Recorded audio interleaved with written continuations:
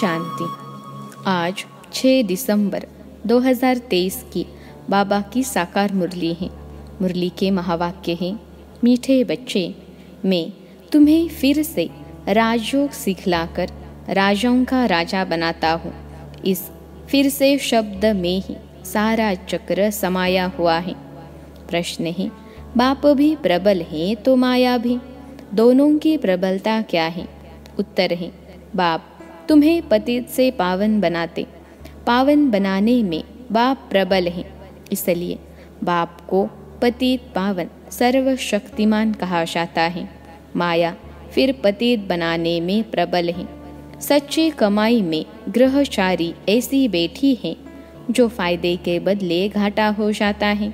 विकारों के पीछे माया तवई बना देती है।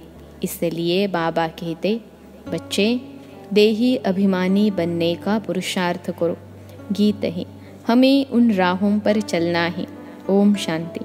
तुम बच्चों को किन राहों पर चलना है? जरूर राह बताने वाला होगा। मनुष्य रॉन्ग रास्ते पर चलते हैं तब तो दुखी होते हैं। अभी कितने दुखी हैं? क्योंकि उनकी मत पर नहीं चलते। सब उल्टी मत पर चलते आए हैं। जब से उल्टी मत देने वाले रावण का राज्य शुरू हुआ है। बाप समझाते हैं, तुम इस समय रावण की मत पर हो। हर एक का ऐसा बुरा हाल हुआ है। सब अपने को पतित कहते भी हैं। गांधी बापूजी भी कहते थे, पतित पावन आओ। गोया हम पतित हैं, परंतु कोई भी समझते नहीं कि हम पतित कैसे बने हैं। चाहते हैं भारत में राम राज्य हो, परंतु कौन बनाएगा? गीता में बाप ने सब बातें समझाई हैं, परंतु गीता के भगवान का ही नाम उल्टा लगा दिया है। बाप समझाते हैं, तुमने क्या कर दिया है? क्राइस्ट के बाइबल में पोप का नाम डाल दे तो कितना नुकसान हो जाए। यह भी ड्रामा है। बाप बड़े से बड़ी भूल समझाते हैं। यह आदि मध्य अंत का ज्ञान गीता में है। बाप समझाते हैं, मैं तुमको फिर से राजाओं का राजा बनाता हूँ। तुमने 84 जन्म कैसे लिए, यह तुम नहीं जानते हो। हम बताते हैं, यह कोई भी शास्त्र में नहीं है। शास्त्र तो अनेक हैं, भिन्न भिन्न मते हैं। गीता माना गीता, जिसने गीता गाई है उसने ही राय दी है। कहते हैं, मैं तुमको राजयोग सिखाने फिर से आया हूँ। तुम पर माया का परछाया पड़ गया है, अभी फिर से मैं आया हूँ। गीता में भी कहते हैं, हे भगवान फिर से गीता सुनाने आओ, अर्थात फिर से गीता की नॉलेज दो। गीता में ही यह बात है कि आसुरी सृष्टि का विनाश और देवी सृष्टि की स्थापना फिर से होती है। फिर जरूर कहेंगे, गुरु नानक फिर से आएगा अपने समय पर। चित्र भी दिखाते हैं, श्री कृष्ण भी फिर से वही मोर मुकुट वाला होगा। तो यह सब राज गीता में है, परंतु भगवान को बदल दिया है। हम ऐसे नहीं कहते कि गीता को नहीं मानते, परंतु उसमें जो यह उल्टा नाम मनुष्यों ने डाल दिया है, उसको बाप आ करके सीधा करके समझाते हैं। यह भी समझाते हैं, हर एक आत्मा में अपना अपना पार्ट नूंदा हुआ है। सब एक समान नहीं हो सकते। जैसे मनुष्य माना मनुष्य, वैसे आत्मा माना आत्मा, परंतु हर एक आत्मा में अपना पार्ट भरा हुआ है। यह बातें समझाने वाला बड़ा बुद्धिवान चाहिए। बाप जानते हैं कौन समझा सकते हैं, कौन सर्विस करने में समझदार है, किसकी लाइन क्लियर है। देही अभिमानी रहते हैं। सब तो परिपूर्ण देही अभिमानी नहीं बने हैं। यह तो अंत में रिजल्ट होगी। इम्तहान के दिन जब नज़दीक होते हैं तो मालूम पड़ जाता है कौन कौन पास होंगे। टीचर्स भी समझ सकते हैं और बच्चे भी समझते हैं कि यह सबसे तीखा है। वहाँ तो ठगी आदि भी हो सकती हैं। यहाँ तो यह बात हो न सके। यह तो ड्रामा में नोंद है। कल्प पहले वाले ही निकलेंगे, हमें पता चलता है सर्विस की रफ्तार से। इस सच्चे कमाई में घाटा और लाभ, ग्रहचारी आदि आती हैं। चलते चलते टांग टूट पड़ती हैं। गंधर्वी विवाह करने के बाद फिर माया एकदम तवाई बना देती है। माया भी बड़ी प्रबल है। बाबा प्रबल है पावन बनाने में, इसलिए उनको सर्वशक्तिमान पतित पावन कहा जाता है। और फिर माया प्रबल है पतित बनाने में। सतयुग में तो माया होती नहीं, वह है ही वाइसलेस वर्ल्ड। अभी है एकदम विशेष वर्ल्ड। कितनी जबरदस्त प्रबलता है। चलते चलते माया एकदम नाक से पकड़ तवाई बना देती है, फारकती दिला देती है, इतनी प्रबल है। भल सर्वशक्तिमान परमपिता परमात्मा को कहते हैं, परंतु माया भी कम नहीं है। आधा कल्प उनका राज्य चलता है, यह कोई थोड़े ही जानते हैं। दिन और रात आधा आधा होता है। ब्रह्मा का दिन, ब्रह्मा की रात। फिर भी सतयुग को लाखों वर्ष, कलयुग को कितने वर्ष दे देते हैं। अभी बाप समझाते हैं तो समझ में आता है। यह तो बिल्कुल राइट है। बाप बैठ पढ़ाते हैं। कलयुग में मनुष्य थोड़े ही गीता का राजयोग सिखाए, राजाओं का राजा बनाएंगे। ऐसे तो कोई है नहीं जिसकी बुद्धि में हो कि हम राजयोग सीख राजाओं का राजा बनेंगे। वो गीता पाठशालाएं तो अनेक हैं, परंतु कोई राजयोग सीख राजाओं का राजा व रानी बन नहीं सकते। कोई भी एम ऑब्जेक्ट राजाई पाने का नहीं है। यहाँ तो कहते हो हम बेहद के बाप से भविष्य सुख की राजाई पाने के लिए पढ़ते हैं। पहले पहले तो अल्फ पर समझाना है। गीता पर ही सारा मदार है। मनुष्यों को कैसे पता पड़े सृष्टि चक्र कैसे फिरता है, हम कहाँ से आए हैं, फिर कहाँ जाना है, कोई को पता नहीं है। कौन देश से आया, कौन देश है जाना। गीता भी है ना, सिर्फ तोते मुहाफी गाते रहते हैं। बुद्धि जो आत्मा में है वह नहीं जानती कि हम जिसको हे परमपिता परमात्मा कहते हैं वह कौन है। उनको न देख सकते हैं न जान सकते हैं। आत्मा का तो फर्ज है ना बाप को जानना देखना। अभी तुम समझ गए हो, हम आत्मा हैं, परमपिता परमात्मा बाप हमको पढ़ाते हैं। बुद्धि कहती है बाप आकर पढ़ाते हैं।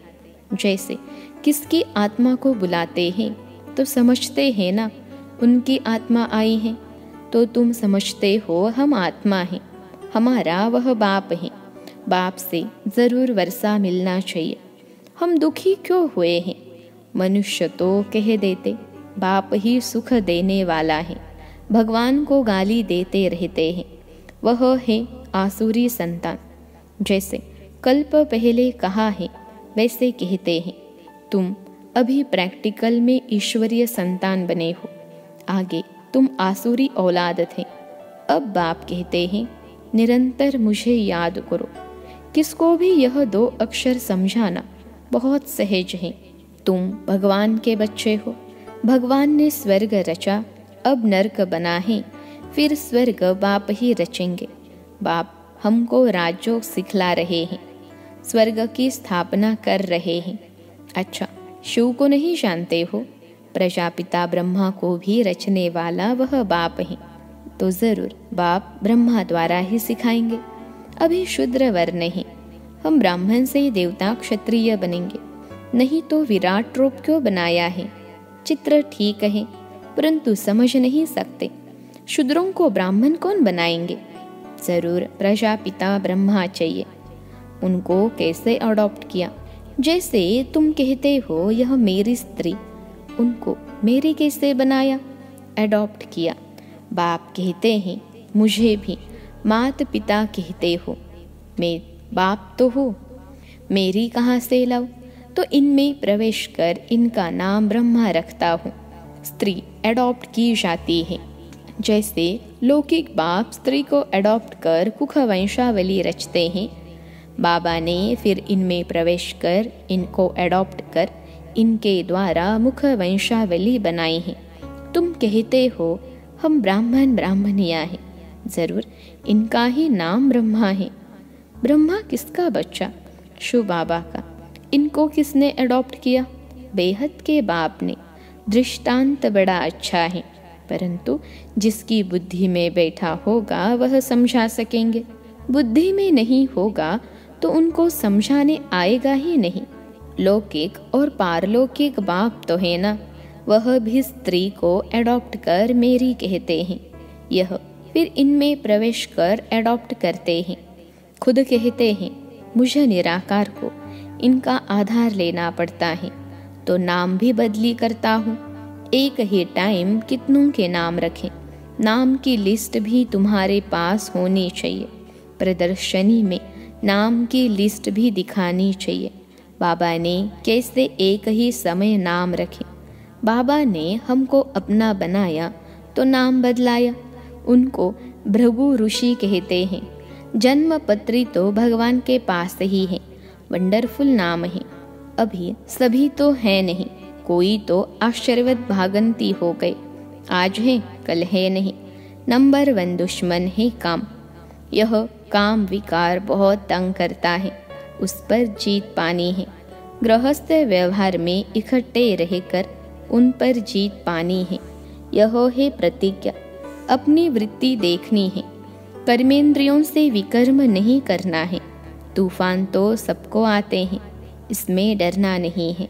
बाबा से बहुत बच्चे पूछते हैं यह धंधा करे व नहीं करे।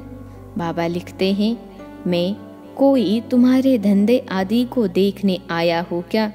मैं तो टीचर हूँ पढ़ाने के लिए। धंधे की बात हमसे क्यों पूछते हो? मैं तो राजयोग सिखाता हूँ। रुद्र यज्ञ भी गाया हुआ है, श्री कृष्ण यज्ञ नहीं। बाप कहते हैं लक्ष्मी नारायण में यह सृष्टि चक्र का ज्ञान ही नहीं। अगर यह मालूम हो कि 16 कला से फिर 14 कला बनना है तो उसी समय ही राजाई का नशा उड़ जाए। वहाँ तो है ही सदगति। सदगति दाता तो एक है, वही आकर युक्ति बताते हैं, दूसरा कोई बतला न सके। पहले पहले यह बात उठाओ कि किसने कहा है काम महाशत्रु है। यह भी गाते हैं विशेष वर्ल्ड और वाइसलेस वर्ल्ड। भारत में ही रावण को जलाते रहते हैं, सतयुग में थोड़े ही जलाएंगे। अगर यह कहते हैं कि अनादि है, सतयुग में भी था, फिर तो सब जगह दुख ही दुख होगा। फिर स्वर्ग कैसे कहेंगे? यह बातें समझानी है। हर एक की रफ्तार अपनी है, पता लग जाता है कौन अच्छी रफ्तार वाला है। संपूर्ण तो कोई बने नहीं है, बाकी हाँ सतो रजो तमो तो होते ही है। बुद्धि हर एक की अलग अलग है। जो श्रीमत पर नहीं चलते हैं वह है तमो प्रधान बुद्धि। अपने को इंश्योर नहीं करेंगे तो भविष्य 21 जन्मों के लिए कैसे मिलेगा? मरना तो है ही, तो क्यों न इंश्योर कर देना चाहिए? सब कुछ उनका है तो परवरिश भी वह करेंगे। भल कोई सब कुछ देते हैं परंतु सर्विस नहीं करते, जो दिया वह खाते रहते हैं, तो बाकी जमा क्या होगा? कुछ भी नहीं। सर्विस का सबूत चाहिए। देखा जाता है कौन पंडे बनाते हैं। नए बीके भी आपस में सेंटर चलाते हैं, उनको भी ऑफरिंग दी जाती है। यह नॉलेज तो बड़ी सहज है। वानप्रस्थ अवस्था वालों को जाकर समझाओ। वानप्रस्थ अवस्था कब होती है? बाप ही गाइड बन सबको ले जाएंगे। तुम जानते हो बाप ही कालों का काल है। हम तो खुशी से बाबा के साथ इकट्ठे जाना चाहते हैं। पहले पहले तो मुख्य बात यह उठाओ, गीता का भगवान कौन है जिसने रचना रची? लक्ष्मी नारायण को राज्य किसने सिखाया? उनकी भी राजधानी स्थापन हो रही है और कोई राजधानी स्थापन करने आते नहीं, बाप ही राजधानी स्थापन करने आते हैं। सब पतितों को पावन बनाते हैं। यह है विशेष वर्ल्ड, वह है वाइसलेस वर्ल्ड। दोनों में नंबरवार मर्तबे हैं। जो श्रीमत पर चलने वाले होंगे उनकी बुद्धि में ही यह बातें बैठ सकती हैं। अच्छा, मीठे मीठे सिखिलते बच्चों प्रति माता पिता बाप दादा का याद प्यार और गुड मॉर्निंग। रूहानी बाप की रूहानी बच्चों को नमस्ते। हम रूहानी बच्चों की सिखिलते रूहानी माता पिता बाप दादा को याद प्यार, गुड मॉर्निंग और नमस्ते बाबा नमस्ते। धारणा के लिए मुख्य सार। पहली पॉइंट है, बुद्धि की लाइन सदा क्लियर रहे, इसके लिए देही अभिमानी रहना है। सच्ची कमाई में माया किसी प्रकार से घाटा न डाल दे, यह संभाल करनी है। दूसरी पॉइंट है, कर्मेंद्रियों से कोई भी विकर्म नहीं करना है। इंश्योर करने के बाद सर्विस भी ज़रूर करनी है। आज का वरदान है, माया को दुश्मन के बजाय पाठ पढ़ाने वाली सहयोगी समझ एक रस रहने वाले मायाजीत भव। माया को दुश्मन के बजाय पाठ पढ़ाने वाली सहयोगी समझ एक रस रहने वाले मायाजीत भव। विश्लेषण है, माया आती है आपको पाठ पढ़ाने के लिए, इसलिए घबराओ नहीं, पाठ पढ़ लो। कभी सहनशीलता का पाठ, कभी शांत स्वरूप बनने का पाठ पक्का कराने के लिए ही माया आती है। इसलिए माया को दुश्मन के बजाय अपना सहयोगी समझो तो घबराहट में हार नहीं खाएंगे। पाठ पक्का करके अंगद के समान अचल बन जाएंगे। कभी भी कमजोर बन माया का आह्वान नहीं करो तो वह विदाई ले लेगी। आज का स्लोगन है, हर संकल्प में दृढ़ता की महानता हो तो सफलता मिलती रहेगी। हर संकल्प में दृढ़ता की महानता हो तो सफलता मिलती रहेगी। अच्छा, ओम शांति।